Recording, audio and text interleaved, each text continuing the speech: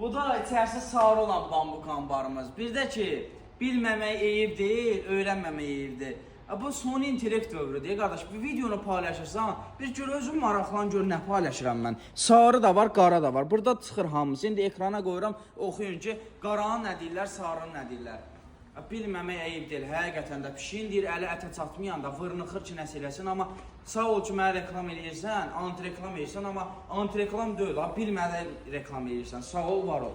Bir də 85 manatdır qiymətləri, 90 manatdır satırlar, ürəkləri partlayır, çünki nəyə görə mən satıram 55-ə.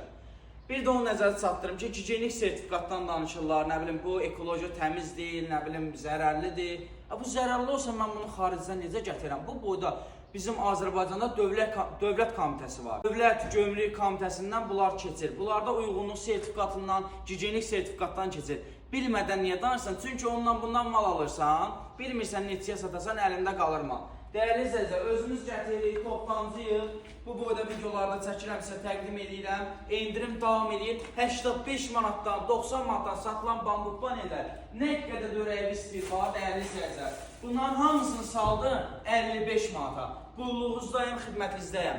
Təşəkkür edirəm. Boş-boş şairlərdə başınıza ayırmayın. Çünki mən real danışıram, qardaş. O nəyisə qırmaqla deyil. Qırılana qalsa dəmir də verirsən, dəmir də qırılır. O bambuk paneldir, qırılır. Dəmirdir, qırılır. O qırmaqla deyil, bir də rezakla yaxşı kəsməmsən qabaqdan qırılmağına görə. Təşəkkürlər.